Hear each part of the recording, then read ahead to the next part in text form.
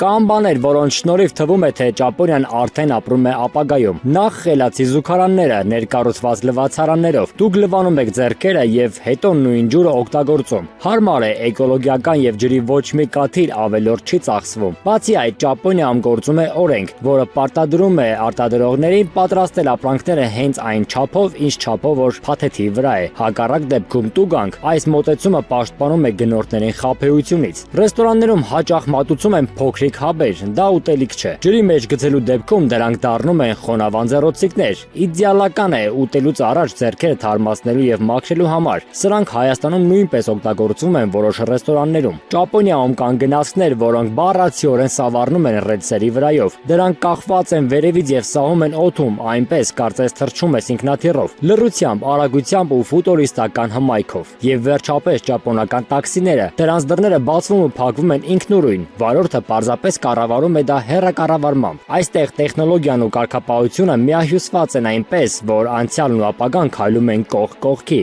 Չենք մոռանում բաժանորդագրվել Նարեկ Դեմիրճյան էջին։ Շնորհակալություն։